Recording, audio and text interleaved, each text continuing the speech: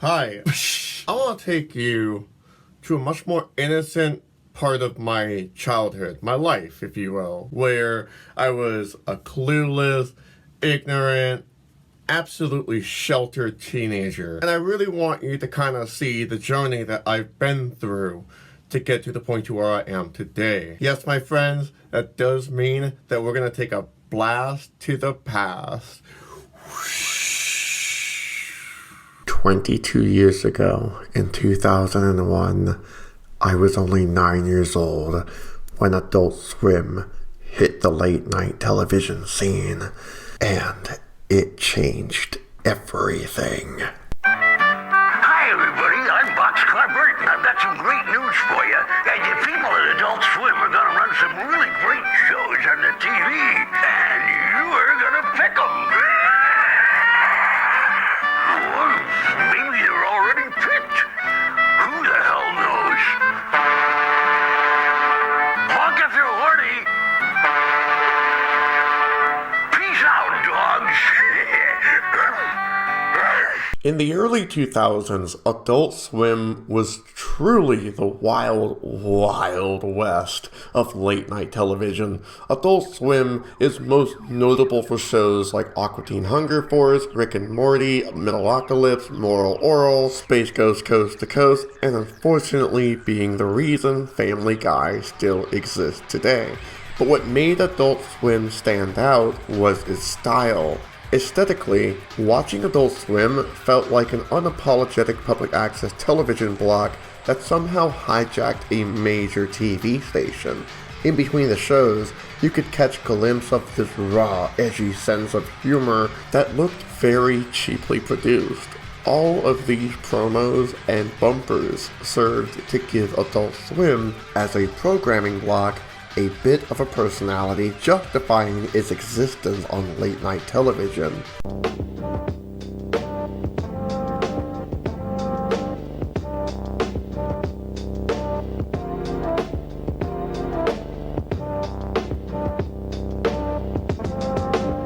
It almost felt scandalous, especially as a kid. If you were some kind of nerdy kid like myself, you knew this was truly something special for you. Look at this bumper where they promote blue gender while also dissing the Sega Dreamcast game Blue Stinger with no reservations at all whatsoever.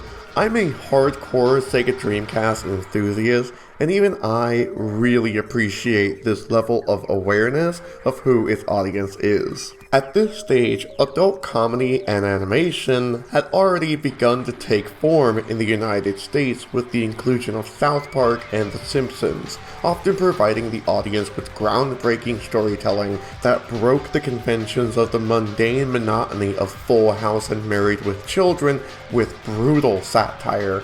But Adult Swim had something far more intriguing to deliver to us than merely mature content, and that's anime.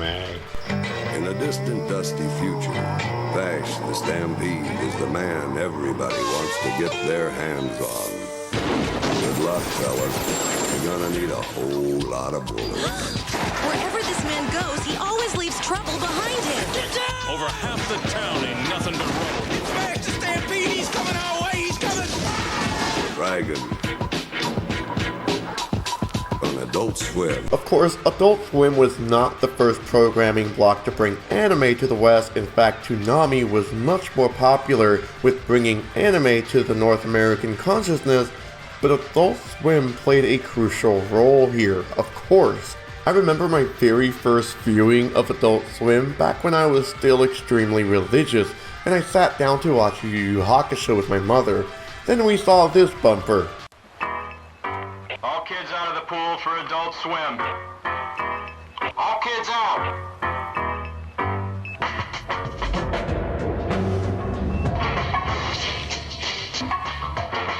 Yeah, my mom took that message very literally, and I wasn't allowed to watch Adult Swim anymore. I guess seeing a teenage boy literally get hit by a car wasn't enough to convince her I was too young to watch an adult TV block, but a bunch of gross people in a pool? Now that's too much for my Christian child. I mention all of this to set the scene because my preteens was a really pivotal point in my life. I would eventually cease going to church entirely and slowly drift closer and closer towards atheism, and while I was doing this, I began to wonder what else was shielded from me in my very sheltered household. Turns out it was a fucking lot, so I didn't listen to my mother when she told me not to do something, especially when it came to consuming certain forms of media, so I decided I was going to watch Adult Swim behind her back. I'm gonna say that publicly. It's kinda liberating to say that. Such a task wasn't easy, however, but you can imagine having grown an interest in Pokemon and Yu-Gi-Oh! My special interest in anime would grow more and more with time. Some of the other shows I'd grow fond of would include Inuyasha, Cowboy Bebop, Lupin the Third, and Mobile Suit Gundam. But you see, my friend, Adult Swim was by no means monolithic when it came to late night anime. I mentioned Toonami earlier because, up until this point, I was only aware of Toonami airing during the weekday during primetime hours, and a lot of the shows that were hosted were a bit more tame, including Sailor Moon, Dragon Ball Z, and Hamtaro. But after plenty of weekends sneaking behind my mother's back to catch some of the anime I was previously missing out on, I caught a glimpse of something called Toonami Super Saturday. Oh, hell yeah. And you can imagine just how excited this made me. A late night television block purely anime, with a few exceptions. Of course, considering it was late night anime television, I had given up hope on explaining to my mother that this was an Adult Swim and that it should be judged for its own merit because it's a different TV block. So I stayed up late, extra late, to catch this, making sure that my mother was asleep. And one night, one late February night at 3 a.m., there was one anime that captured my eye, and it would elude me for years to come. Introducing .hack sign.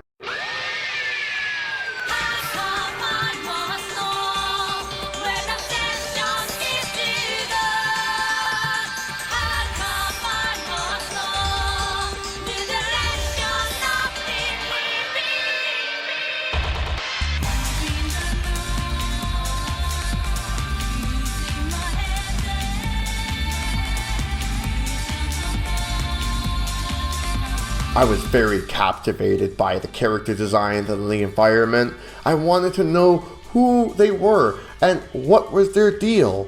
But this show only aired once a week at a very late hour in the morning. Plus, this was on a CRT television set in the early 2000s, so I couldn't wear headphones on top of the fact that I was hard of hearing. And not to mention that it was in the living room, where my mother was sleeping in the other room. So I had to keep the volume down. So all I could do, if I wanted to catch this story, was to press my good ear against the shitty speakers and catch what I could while missing the animation taking place on screen. Something about Tsukasa, something about a key of the Twilight, something about the Crimson Knight. Oh, will you look at that at the end of the episode? Tune in next week to catch the next episode. Heaven forbid that you watched it in the middle of the series. So, yeah, we didn't have YouTube back then, and it wasn't like you could simply subscribe to a streaming service to catch the full story back then, so for the longest time, I never fully got to watch .hack sign, and that never sat well with me. If my adventure into these uncharted territories of late-night anime television were to be fulfilled, I needed to actually watch the full series. Years later, in 2013, the entire series was uploaded to YouTube temporarily, so I decided that it would be a good time to take a glimpse as to what I missed out on. However, because I was kinda going through some major changes in my young adult life, watching the full series in its entirety slipped out of my interest after watching a couple of episodes, and I blame my ADHD. But I never lost hope. I told myself that this wasn't going to be the end of my endeavors with this series.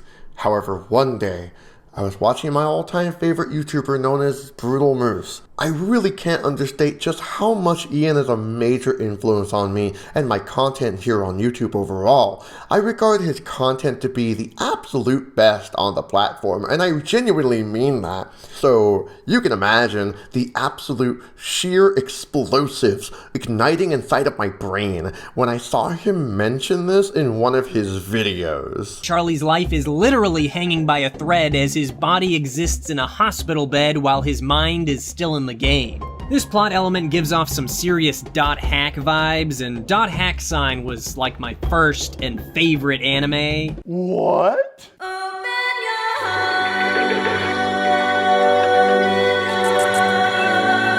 Okay, that's it. This is for you, Ian. I am doing this for you. It's been 20 years too long since I've actually given this series a chance. And today, I am officially gonna bunker down and motherfucking do it. So I went ahead and I watched the whole series, and I have my friend who I will not name in this video. You know who you are, and I want to say thank you very much from the bottom of my heart for holding me to this project, making sure that I see it all the way through. Because you know my ADHD would have fucked me over big time with this one. Now, just a disclaimer right off the bat, I won't be talking about the games, the other anime series, or the manga series for that matter. I know that it's a conglomeration of various forms of media that tell the whole story. To be frank, I don't want to do that. That's a big ask for me to do. I will say, however, that at one point I did have .hack infection. I never got around to playing it because I sold it because I was poor and hungry and needed some food. You know, typical capitalism in the United States. And like I said, I realized I'm missing major parts of the story when it comes to this anime by not engaging with the other forms of media that .hack engages with. But this is the promise to my old teenage self. Not really a promise to Brutalmoose, no offense, because I have no conviction to be a diehard fan. Without any further ado, let's begin. So .hack sign can be best categorized as an isekai, which essentially translates to different world. In your typical isekai, protagonist characters are sent to a different world, and the story is centered around them surviving that world as they are displaced from their universe of origin. For my Western audience, think of an isekai in the context of Alice in Wonderland, where Alice follows a rabbit down a hole as she encounters various other characters dealing with various trials, trying to survive the absurd world that she herself, and by extension the reader, do not fully understand. Of course, isekai aren't really based on Alice in Wonderland, but this is to give you a relative basis as to what I am talking about when I say that the storytelling of an isekai, and by extension .hack sign, is centered around the protagonist being displaced into a different universe, and their goal is to survive whatever they encounter. I'm sure you could draw some comparisons to Spirited Away, Digimon, Sword Art Online, and Magic Knight Rayearth. But .hack sign fits into this category because the setting takes place in a gaming world known as The World. Yeah, very creative name, I know. This game was developed after a virus known as Pluto's Kiss, which nearly launched US missiles, causing planes to collide mid-air and traffic lights to be rendered out of order. You can imagine that these incidences would be catastrophically lethal. So the internet was shut down for a while. So yeah, the world was created when the cyber restrictions were lifted 2 years later after all of these incidences with Pluto's Kiss. The world, which is to be not confused with our world, it's like your MMORPG sprinkled with fantasy, leveling up, all kinds of stuff that you would find in World of Warcraft minus virtual reality. The story follows Tsukasa, who the rest of the characters spend a lot of time trying to figure out who he is. Everyone in the story is weirdly into Tsukasa, and it's not immediately obvious as to why, but it does become apparent later in the story that he can't seem to log out of the game. making this an isekai. And TLDR, that's pretty much the plot. Some of the other characters include Mimiru, a young girl who occasionally has frictions with Tsukasa. Can I ask you something? Yeah, sure. There's no guarantee that I'll answer you, though. Oh? Well? It's just that I wanted to know, are you able to, exit the world? Huh? I don't understand what you're trying to ask me. What I mean is, log out. Of course! After the last time I saw you, I logged out. Then I logged back in just a few minutes ago. I see. Is that right? Hello? Explanation, please? Subaru is not a car, but she is the leader of the Crimson Knights and is romantically interested in Tsukasa. You're looking up at the stars there. I'm looking at the same ones. I look at them when I'm alone. I don't really understand what they have to say, though. I do that too. We're the same in a lot of ways. Yes, we are.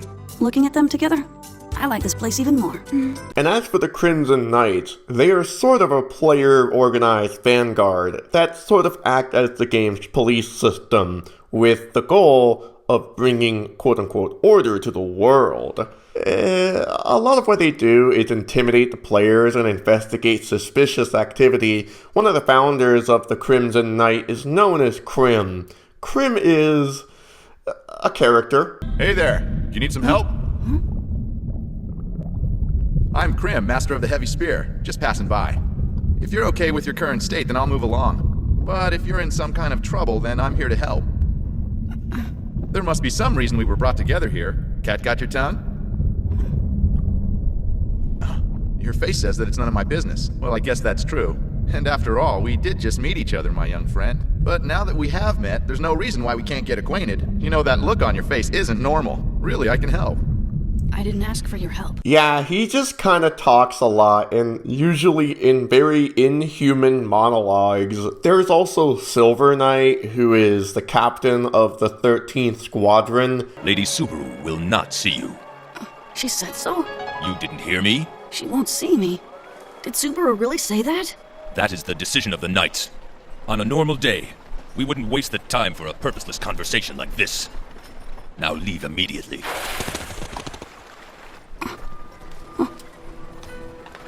I don't know what you spoke with Lady Subaru about, but if you have feelings for her as well, I would advise you to turn around and never come here again. I know he is supposed to be Subaru's guardian, but it comes off as him being romantically infatuated with her. I need to go and take a look at the other servers. Then I will have someone accompany you. That is not necessary. But... Silver Knight, I don't want to be too conspicuous. Since Subaru has a crush on Tsukasa, and Silver Knight is her guardian, while he is also antagonistic towards Tsukasa, it comes off as a 23-year-old being really possessive of a teenage girl who is crushing on another teenager. Stay away from my wom-bomb! That's my wom-bomb! I think my favorite part of Silver Knight is when he reveals that offline he works at a video rental store. Actually, I'm 23.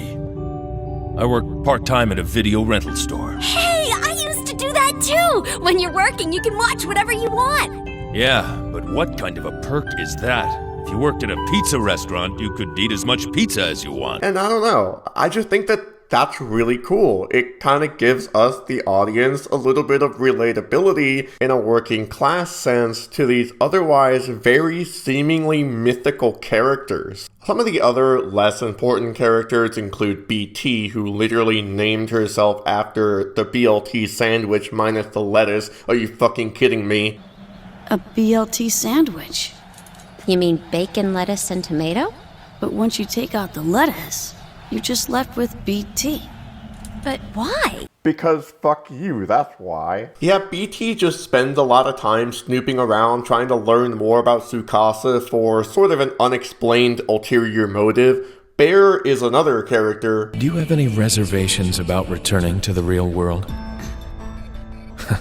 Was that a foolish question? So you've investigated then, huh? I did. And as a meddler, I would like to say that I volunteer to be your guardian. My guardian? Basically, your foster parent. With your academic achievements, there's a private boarding school that you could go to. I could be your sponsor. Yeah, Bear is a really strange character, and I single out this scene because this power dynamic right here is really fucking suspicious, considering that he's in his 40s talking to a teenager about being potentially adopted by someone that he met in a fucking MMORPG. That is strange and unusual, no matter how good his intentions are. Hey. Am I more of a nuisance when I'm with you guys? Probably. Yeah. And last but not least, there's Sora, a bit of a queer-coded anti-hero who has an ulterior motive of his own. Are you going to ignore me then? I can't take responsibility for what might happen. Sora, if you are going to behave that way, I can't tell you. Oh, okay, but who let you make all the rules? Can you keep a promise? Well, that depends on what it is. Alright, so we spent a lot of time trying to set the stage and getting to know all the characters. Let's talk about what happens in the story. Keep in mind that there's a fuck ton of detail in this anime, and it's a lot to go through. It kind of just all flew over my head for the most part. For example, I missed the memo that offline, Bear was a novelist named Ryo Sakuma. Maybe it was mentioned in .hack sign in passing, maybe it was mentioned in another .hack property, but either way, there were multiple times where Bear would tease the other characters about what he does for a living in the real world, and my friend and I both paid really close attention just in case he dropped that piece of information, and it became more and more infuriating the more he talked about it. In your chats with BT, she ever tell you what I do? For a living, I mean. Don't think so. That I remember. I'm not really that interested in people's lives offline. I see. I suppose. To tell you the truth, I don't really think much would even change if I told you. At least on the surface. Things will just remain. A scary thought. Is it scary? Nothing changes on the surface, you say.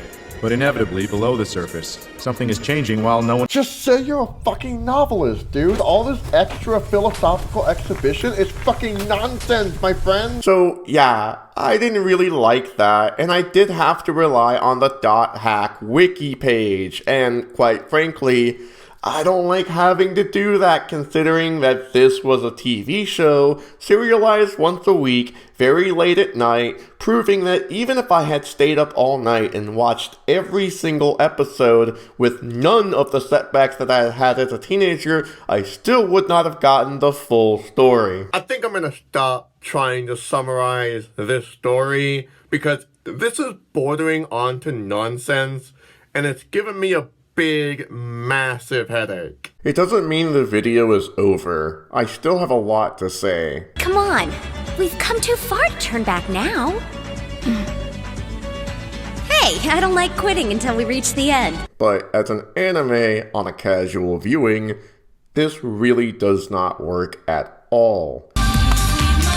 Because you see, after I mentioned not being able to catch the full story on television, even if I saw every episode, the summary would not be really all that great.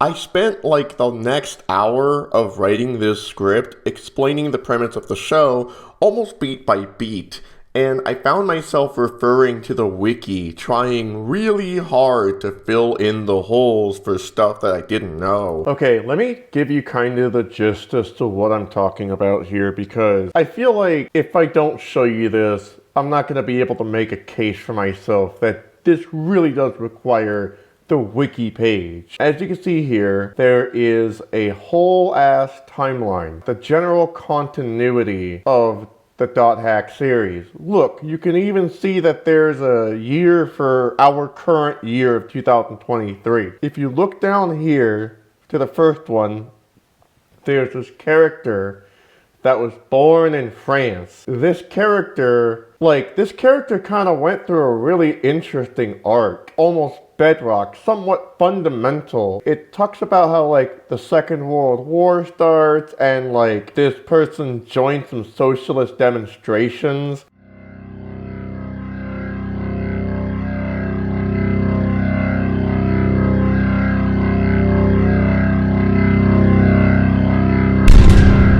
This is stuff I would have liked to see in an anime like .hack sign, where we have literal fucking whole ass minutes of still shots and exhibition scenes and nonsensical fucking dialogue. The internet was not a commercial marketplace then, and even a 20 megabyte hard drive was extremely expensive.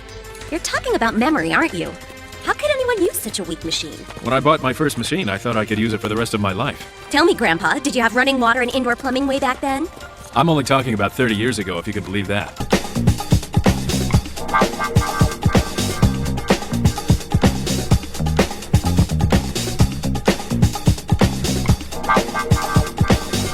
Yeah, I get it. I get what you're doing. All of this fucking, like, information about Pluto's kiss and all these characters being born, the inception of the internet, all this storytelling could have been condensed in a few episodes, I think. Like, I didn't know Aura, the little girl who is in a levitating vegetative state, was linked to Tsukasa by Morganna, you know, the main antagonist of the story, which is basically a system that was created by the creator of the game in order to keep Aura from becoming the ultimate AI. See how fucking dense that is and very just like unrelatable that is? Oh my god, my head is spinning. And if I were to try to summarize the plot of the show beat by beat and explain the meaning of each episode, you still wouldn't understand. So instead, as I was watching this show, I couldn't take the plot seriously. And even towards the end, it felt like most of the plot holes were being answered and addressed, and even then, I still wasn't satisfied. I think what's even more interesting than the overarching story of Aura and Morganna and the shenanigans they put Tsukasa through, like trapping him with a weird cat NPC and giving him golden balls as a guardian, is the offline identity of Tsukasa and some of the other side characters and what they go through in real life. In real life in the anime, but you know what I mean. Because of course, everything about Aura and Morganna is what links these characters, and by extension .hack sign, to the rest of the franchise, and is the main plot of this story, sure, but I couldn't care less. So offline, Tsukasa is a teenage girl named Anne, whose mother died when she was very young. As this is a very traumatic experience on top of the fact that her father is extremely physically and mentally abusive, Anne logs into the world as a form of escapism from the harsh reality that she was dealing with in her daily life. Now, I'm not sure if this character is coded to be a transgender man. Since we are dealing with this character through her online persona the majority of the time, I'm going to stick to the pronouns of he, even though I have never seen any evidence of gender dysphoria or desire to transition anywhere outside of the online world for Tsukasa. On the flip side, however, I would say the strongest evidence of that being the case would be the fact that Anne chose to stay in the world as a means of escapism and deliberately chose a male character. Maybe this was a means to keep Anne's identity anonymous, and maybe this is a case of trans people using gendered characters for self-expression, which is something that I do to this very day when I play Pokemon. But since the online character of Tsukasa is a boy, and we continuously engage with that form of this character, I will continue to refer to him in masculine pronouns. If any of the fans of the .hack franchise feels differently than I do about what I just said, please let me know in the comments and explain why, and I'll consider it. But since we're dealing with a fictional character here, I can't really make a judgment call on that. It's kind of hard for me to do that. That being said, Tsukasa is pretty androgynous, and no matter what the meta of the wiki has to say about him, his gender is a major source of contention throughout the anime. No matter what, the long, drawn-out argument of his gender between side characters is unavoidable, but somehow they eventually find out that his real-life identity is a girl, which It really just feels weird that many of the characters correct each other, even against the consent of Tsukasa himself. Tsukasa's memory was wiped away from him by Morganna, which originally gave me the impression that Morganna was his mother, and that she was forcing him to be a gender he didn't want to be. But this is thankfully not true. This is not what the story is about or how the story goes, as Morganna's goal is strictly to keep Aura from awakening into the ultimate AI. That said, this whole fucking thing is still very confusing, but what we can conclude is that while Tsukasa still desires to escape the real world forever, it just so happens that Morganna found Tsukasa's desire to be compatible with hers, because if someone doesn't want to log out, then what's the point of allowing them to anyway?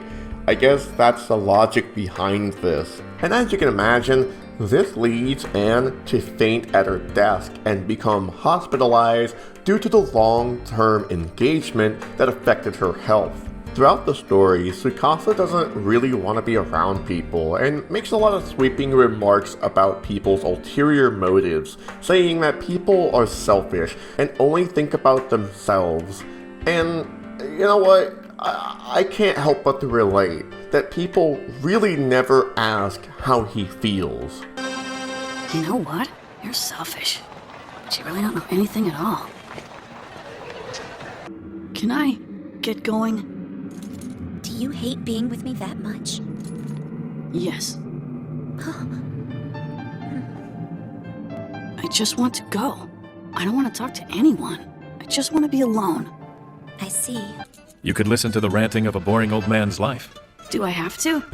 I've learned that adults always have their excuses. They talk about themselves and that's it, but they never listen. They never seem to listen to us.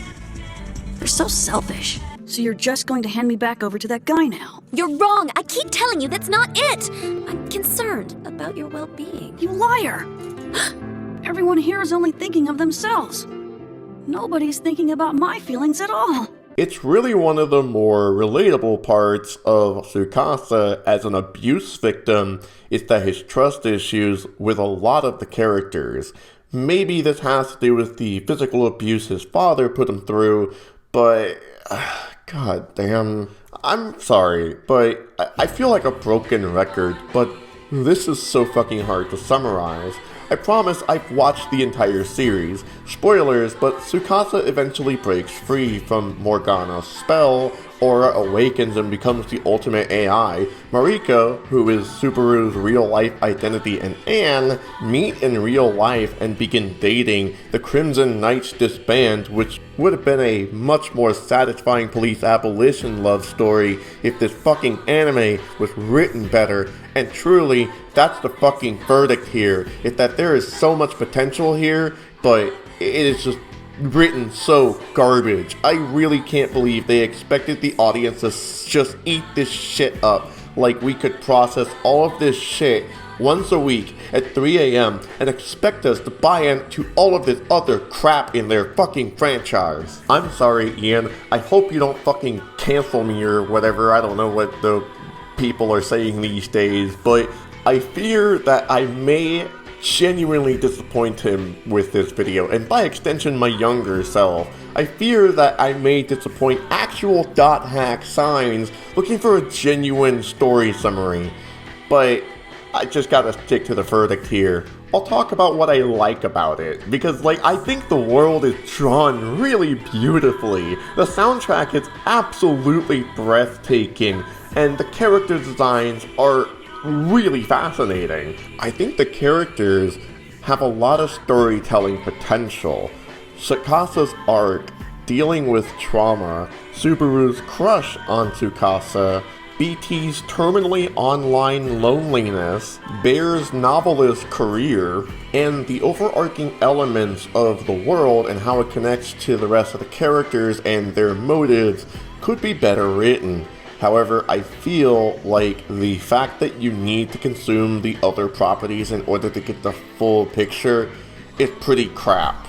And you need to be in the cult following that is willing to go the extra mile and even that's a bit hard to justify if that's even worth it. In fact, not to get meta for a second, but I remember that being a central talking point for some of the characters in the world, as they try to convince themselves that there's a greater purpose for them being in the terminally online. And honestly, truthfully speaking, I get where they're coming from. Each of these characters in .hack Sign all have very terrible and lonely lives outside of the world, which might actually be the goal all along, to stay connected with other humans and make friends that way. But the way that the story is written and how we get there is so awful that it becomes a chore to connect the dots. That's not meant to be a pun. Not to mention, this is a very boring anime. Yo, this series is supposed to be the brainchild of Kazunori Ito, who also wrote Dirty Pair and the Ghost in the Shell 1995 movie. You know, not the inferior Scarlett Johansson one. And he didn't just work on this one, he literally worked on the entire series. He planned it out. And I don't know, dude. Look at some of these scenes where they just really lack the animation. You can tell that they really were cutting corners on the budget. And even the scenes where there are intense action moments and big monsters, they're not really as compelling as the other anime that he's worked on. Even the Sakuga of the anime is trash. Wow! And look, I refuse to accept the excuse that this is a talking head anime. Listen, let's get real for a second. I'm an avid fan of One Piece, a story that is notoriously long with entire sagas filled with information dumps about the world around it. One Piece is very political in its storytelling, and even when things don't make sense in One Piece, you're never lost scratching your head wondering what the hell is going on. In fact, the lack of information that you experience in One Piece is eventually paid off later in the series. In the same continuity, mind you. Because if Oda tried to handle One Piece like Kazunori Ito handles the .hack series, it would be like if Oda made the East Blue Saga an entire manga series, and then he made the Alabasta Saga an entire video game series, and then the Skypiea arc an entire anime series, and the Water 7 and Annie's Lobby arc were like newspaper syndications. And if you want to find out what happens at Laugh Tale, you're gonna have to download the DLC for the Alabasta game series, because without it, you'll never find out what the One Piece is unless you look it up on the wiki page. Can you imagine how fucking annoying that would be? You see what I mean, and how just maddening this is? And that's why I can't justify seeking out the games and the manga and the other anime series to fill the plot holes in this very specific .hack anime, because I just can't be asked to do it. And that's kinda sad. It's a bit of a tragedy, really. I really could have enjoyed this series if they had handled things a little bit better. I think it's one thing to keep a plot open-ended and left up to interpretation, and that's kinda what I did. I think really this anime is more about handling trauma and also respecting people's boundaries, if that's any kind of theming I can give this kind of story. But .hack Sign as a majestic story to be told for the ages, it just ain't it, chief. Instead, it's a cheap trick to get you to consume more of their products so you can get the full picture. And honestly, I hate that. I really do. And I just cannot recommend this anime at all. Sorry. Hey, if that thing is your guardian, order it away. We are not your enemy. Do you understand? I know that. I know that, but Stop! So, yeah, that's it. I'm done with this franchise. I'm not gonna touch this franchise again, ever again. And I'm just really tired of feeling stupid for not immediately picking up the plot points when I was a teenager, because, I mean, I had no chance to be able to do so in the first place. I think that Dot Hack had a lot of potential, and maybe that potential is in the other, side franchises and shit. This on its own is really bad. I can't justify me pursuing the other stories to get the full picture. Sorry, friends, but I'm closing the book on this trashime. Anyway, thanks for watching this video. I had fun. I hope you had fun. This is something that I never got to actually finish doing as a kid, and now I finally did. Yeah. If you like this video, be sure to hit the link in the description for the Ko-Fi. Also subscribe, like the video, share the video, tell your friends about the video. I don't know. Bye. The character that calls himself Tsukasa has been quiet ever since? Yes. In the beginning, a lot of information was collected on him. However, it was either outdated or couldn't be backed up by hard evidence. And as far as trying to find information, since these most recent attacks, we have been unable to find any trace of him. I wish it would all just end quietly like this. Perhaps, but from my experience, I doubt that.